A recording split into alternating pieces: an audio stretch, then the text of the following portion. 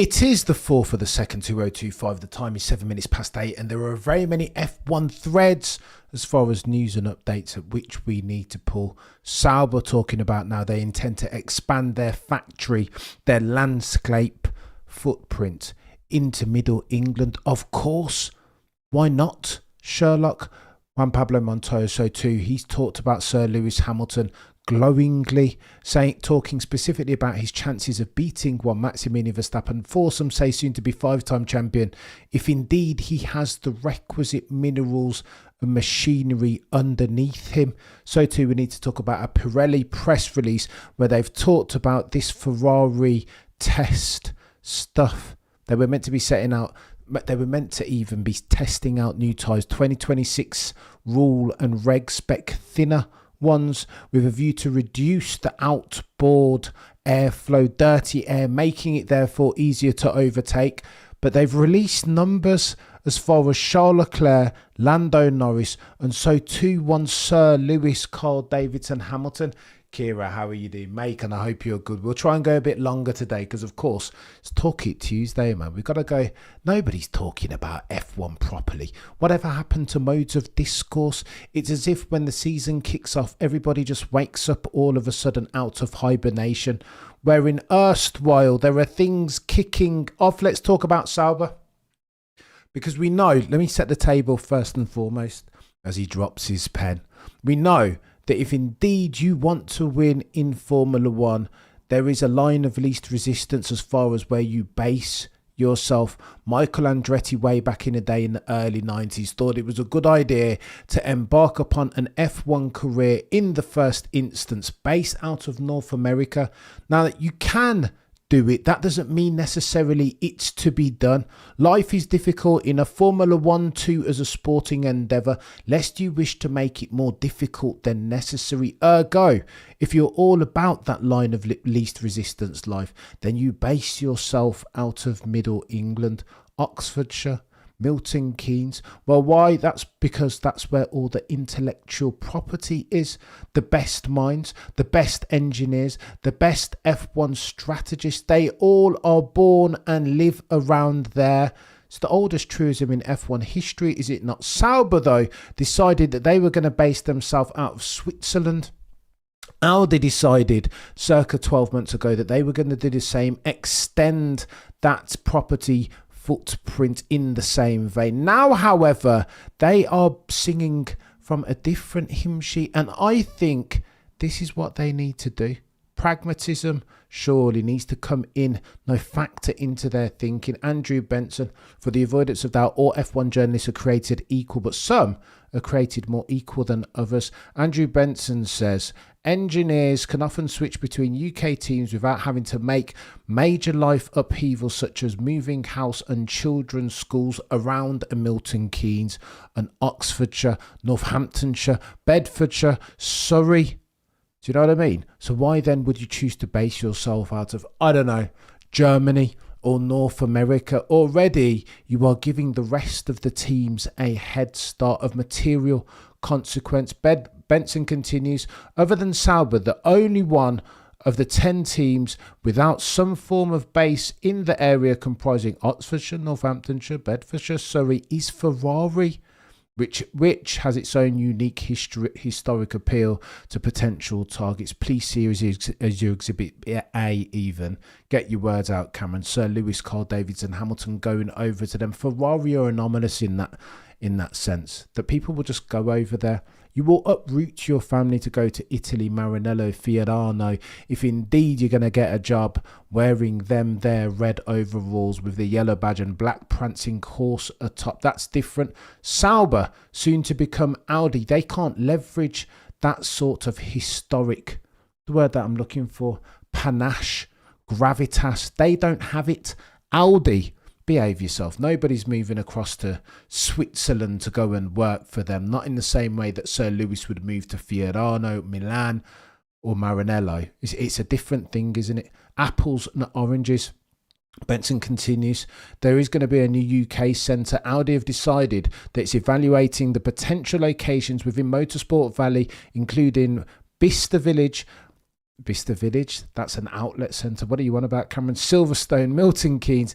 It is said to have aimed to have the UK Technical Centre operational by 2025. Let's go, Audi. Now we're talking. Let's talk some serious beans, because nobody wants a brand new team to come into F1 and fail, just like Toyota did, just like Marussia did before them, and HRT, all these names gone by the wayside. You need to take it seriously, and if you're going to take it seriously, then you need to understand the line of least resistance and adhere to it, therefore. Benson continues that Mattia Binotto, team principal of Sauber, soon to become Audi, has said, expanding into the UK allows us to remain close to one of the world's most dynamic motorsport ecosystems. No kidding, Sherlock. He says that our vision, quote, is to create a strong collaborative network across Hinwil. That's the Switzerland base that they already have, and the UK, driving innovation and performance. Sauber finished 2024 last, drop dead last in the Constructors' Championship, and Audi says it is aware of how much work is required before it can fulfill its ambition of competing at the front. Here's where Mattia Binotto and Jonathan Wheatley are, not long joined Sauber, looking to build from the ground upwards. And Audi too. Audi realised they were purchasing something. They thought it was a brand new sexy toy for Christmas with batteries included. When they unwrapped said present as Sauber, they realised that not only did it not have batteries, but it needed constructing like Lego. They wanted to play with it on Christmas morning, but Sauber aren't there. They are massively behind as far as their learning curve, and they are trying to catch up in real time, basing themselves out of Middle England, where all of the talent and greatest F1 minds are, is part of that process. Let's go, Mattia Binotto. Let's go, Jonathan Wheatley. I wish you well. Oh, and by the way, Juan Pablo Montoya, legend of F1, has chimed in on Lewis Hamilton's chances. This is where we get techier than techie things. Chat. Here's what Juan Pablo Montoya said about Lewis Hamilton. What's happened to Lewis is that just like Fernando El Plan Alonso, they still, even in their old age, 40 and 43, soon to be 44, I think, in the case of Fernando El Plan Alonso, man, from Oviedo, Asturias. Juan Pablo says that they still have 100% of their speed, but they will still somehow qualify just in the top 10. If the car, however, is capable of winning, then they would be much higher. If Hamilton, continues Juan Pablo, has a fast car this season, we'll see the old Hamilton from a few years ago, the Hamilton that nobody can beat, not even one Maximilian Verstappen. But the question for Ferrari is, how will they keep him motivated? Chime in on this chat. Do you think if Lewis has the machinery that he can beat Maximilian Verstappen? There are so many variables in there that we'd need to make assumptions for. What about Max? What does his car look like? Can Lewis beat Max in equal machinery? Is Lewis still dialed in? Is Lewis going to be granted priority in the driver hierarchy, even if going into Monaco he's behind Charles Leclerc? There are so many assumptions in there. Now, this isn't me saying that Lewis has lost a step at the ripe old age at 40, but I understand the enormity of the challenge in front of him. Digress. Here's what we were talking about. Montoya on Lewis. I hope desperately that Juan Pablo is onto something, but with trepidation. My statistical, no, forensic accounting mind won't let me buy into the hype. Not just yet. Oh, and there is a lot of hype. If 2025 as an F1 season will be fought on marketing grounds, then Ferrari, Scuderia Ferrari, are winning the war in real time. Here's what Red Bull had put out there. We looked at this yesterday, didn't we? How very dare they put that out? What are they talking about? 4-time champions over the last 4 seasons as far as drivers variety is concerned. What are we doing here? I wouldn't, listen, I wouldn't. There's no way that you will ever see me in that. And that's not to say that I'm not a big Maximilian Verstappen fan, but you will never, ever see me in that balls that are red merchandise. Never, ever. But then, on the other side of the pond, Maranello and Fiorano, let's have a look at what they're doing. Oof!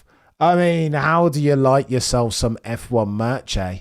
Not bad at all. I will say of these pictures of Lewis on the left, Lewis Hamilton, I thought, was going to live forever young, right? Super, super young. When he was 40 or when he was 38, 39, he looked like he was 16 years old. I think Lewis is Lewis aging, or is it just me? Not to say he looks tired and haggard or anything. That's reserved for the likes of your boy Cameron CC with the big bags under his eyes. But does Lewis look a little bit old there? What are we doing here? And then they release these. Bloody Nora, I mean, come on. Okay, so the HP logo's not fantastic, but yet and still, I will take it as far as, you know what I mean? Merch. God tier merch each and every single time. And if that's not enough, let's have a look at these pictures. For crying out loud, Ferrari are ringing the marketing battle. They are 10-7ing the rest of the grid. Not even, look at the bloody picture, the quality of the picture, but it smacks of speed each and every single time, does it not? The car looks amazing. Okay, so this is the SF24, the previous iteration of, but we will come on to that in a second. But I mean, do you know, sign me up as a Ferrari fan. I cannot wait till these get to Silverstone this year. Mercedes are going to be in for the shock of their lifetime. Look at that, chat. The car looks sexy. And again, I know this isn't the 2025 iteration of, but the car definitely looks sexier with Sir Lewis, Carl Davidson, Hamilton in there, does it not? Bloody Nora. I say all that to say, if indeed the 2025 season will be fought on the grounds of marketing, the behemoth that is brand Hamilton in conjunction with Scuderia Ferrari is going to get techie. Share prices are going to go ballistic gangbusters. This is bonkers, unprecedented scenes from Ferrari and Lewis, and so too Charles Leclerc, aka modern day Journalese. Speaking of whom, there was a second test today, was there not? Got underway at Barcelona, the Catalunya circuit, and in there, Pirelli have put out a press release. Now look, let me say this for the avoidance of doubt. It's really important when we take this with a little bit of a pinch of salt. It's testing. In a couple of weeks' time, 26th, 27th, 28th, we will get testing proper. But even then, it's hard to do an apples for apples comparison, right? What we don't want to do, as far as truth and objectivity, we will never ever sacrifice either one of those two at the altar of partisanship, confirmation and or recency bias. Cannot do it, will not ever. Got to be a bit more objective, right? Take a step back, see the F1 wood for the F1 trees. Meaning, therefore, when it's testing, are there any meaningful takeaways? When you don't know the substantive, you don't know what tyres any one of the drivers are using at any one particular time. You don't know what programs they're doing. You don't know how much fuel's in the car. So it's impossible, no, an exercise in futility to say that Charles Leclerc is travelling faster than Sir Lewis Hamilton just by looking at the timing sheet. You don't get enough. Everything needs to be fuel adjusted, program adjusted, etc. Is the driver pushing at any given point? You don't know. But yet and still, this is something that we'll always do. Today, we get times from Pirelli. Now look, this TPC, testing of prior years' cars iterations, it's always a bit techie, right?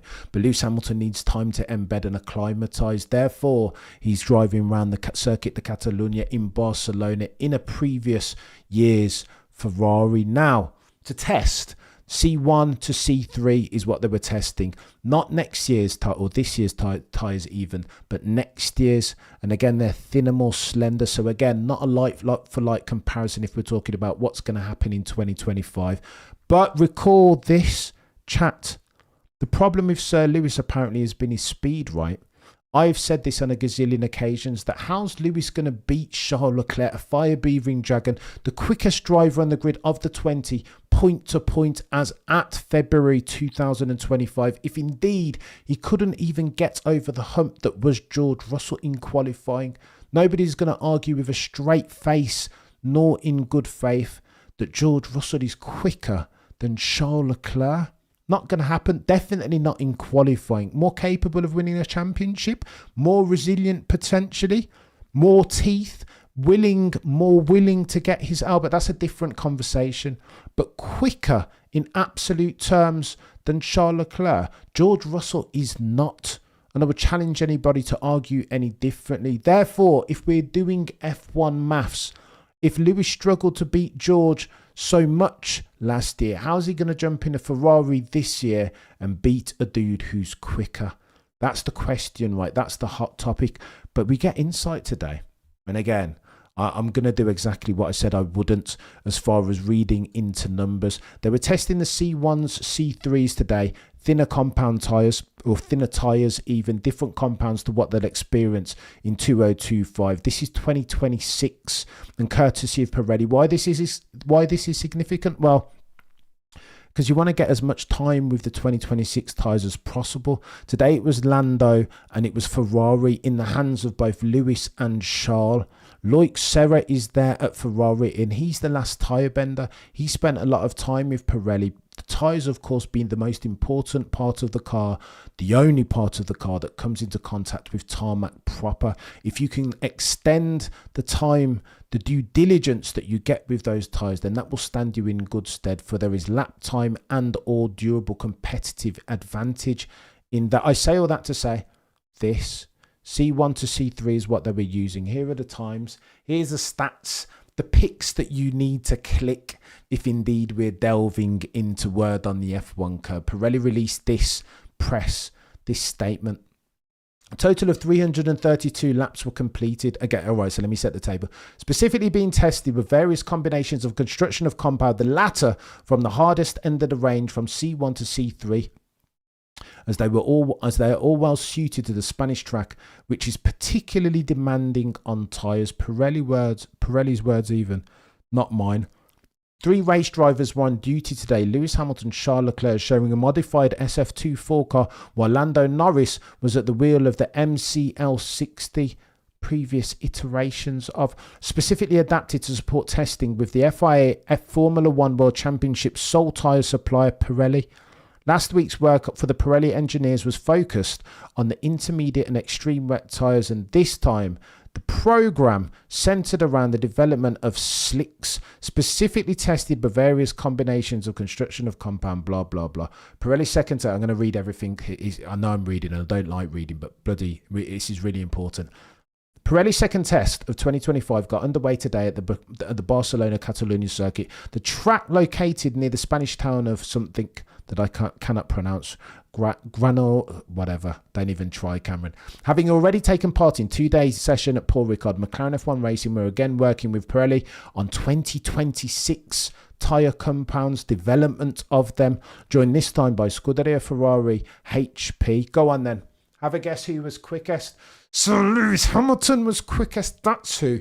A total of 332 laps were completed. Lewis doing 87 laps. His best time was a 1 minute 15.930. Charles Leclerc competed 1 lap less, 86 laps in total. His best time was on 1 minute 16.060. Oh, the humanity. Sir Lewis Hamilton fans rejoice. He's going to win his 8th, of course he is. I mean, how can you not read it? I know I'm being stupid. I know I'm being daft and overly naive. 116.0 as versus Lewis Hamilton's. Again, different programs. You don't know. Apples versus oranges. Who knows and understands that underlying? Maybe they were different programs, different times, different levels of optimal track temperature. There is no telling, right? But yet and still, in absolute terms, Sir Lewis does a 1:15.93. Charles Leclerc does a 1:16.06. By my maths, that's 0.13. Over a 10th difference between Sir Lewis and Charles Leclerc. Let's go, Chiba. He's done it. It's gonna be Charles Leclerc has been defeated. Testing concludes the Pirelli press statement. At the Barcelona Catalunya circuit continues tomorrow, when Oscar Piastri will drive for McLaren, with Leclerc and Hamilton again in the Ferrari, the former in the morning and the latter in the afternoon. Okay, so Charles Leclerc is going to go in the morning tomorrow and Lewis Hamilton's going to go in the afternoon. All eyes will be on the press statement of Pirelli to see what they say. I cannot wait. This is techie. What did Lando do? I've got Lando's times there somewhere. Oh my gosh. Sorry. It's a good shout. Apologies, guys. Race 554. Lando Norris in that bloody MCL 68 or whatever. 159 laps. And he did 1:15.215. That, ladies and gentlemen, is chaos. A whole 8 tenths, 6 tenths quicker or 7 tenths even than Sir Lewis Carl Davies. Oh no. Oh no. And then one thing that you can take from testing, okay, maybe you can't compare times, even absolute performance times, even if they are doing quick laps, because the variables are always changing. Ultimately, when you can gauge that and benchmark, will be in Australian Q3, right? Because they'll all be going hard, no sandbagging, all at the same time on the same track. So that's where it's going to get a bit techie. However, if you're going to take any conclusions for testing, you want to know who's got the most laps in. 159, 160 laps. That's to say that Lando Norris by himself today did as many laps as Charles Leclerc and Sir Lewis Hamilton together. Now it makes sense. Ferrari are splitting the laps, but that bodes well for Lando Norris and McLaren too, because as far as their feedback, it will all emanate out of the mouth of Lando Norris, and that's got to mean something. No, that matters, does it not? Consistency across the board. I think McLaren are in good shape, here. Honestly, yeah, last year's car, SF24, absolutely. Are they in the new car? No, and Andrew, not yet. That will be revealed on, I want to say February the 18th, delivery launch, London. February 18th, February 19th, that will be just livery. So just expect that to be colours and patterns on the car. February the 19th, I want to say they fly back to Maranello, and that's where you get to see the proper Ferrari proper. Oh my gosh, I cannot wait. It's going to get techie, chat. Make on all, or perhaps Lewis is still quick fella. Go on then. Here's the conclusion that I'll make from this. Ultimately, we do not know. The fact that Lewis has gone quicker than Charles, I can't help as a Sir Lewis Hamilton fan, as a dude that's been wanting to see the rematch between two of the greatest F1 drivers that I've ever seen, in Sir Lewis, Carl Davidson Hamilton, and one Maximilian Verstappen, for some say soon to be 5-time champion since 2021. How dare F1 community not be buoyed by this? Forgive me for getting a bit optimistic. Those F1 aficionados, infinitely greater minds than me, have always said of Lewis's chances this year. Give that dude a car, per Juan Pablo Montoya just now. Give him a car, a set of wheels, requisite, capable even of winning races and therefore championships. And Houston for the other 19, we will have a problem. So Lewis, at the ripe old age of 40, is looking to do unprecedented things. Lest we forget that there's only one driver in history who's won a World Drivers' Championship with 3 teams. That chap has a name. His name is Juan Manuel Fangio, and that has to matter. There's a Motorsport magazine article, which I haven't read yet, that talks about the problems that Alain Prost had trying to do what Lewis Hamilton's trying to do now. Win with a team that wears red with the yellow badge and the prancing black horse atop. It's going to get techie, and it will be difficult. The gradient of the mountain up which Sir Lewis Hamilton will need to climb to get his hands on an unprecedented 8th World Championship is very steep, for the avoidance of doubt. Does that mean that he can't do? Well, on today's information, a 1:15.930 as versus a 1:16.060 from Mr. Charles Leclerc, aka modern day Jean Alesi. The prospects look very good. Oh, the humanity.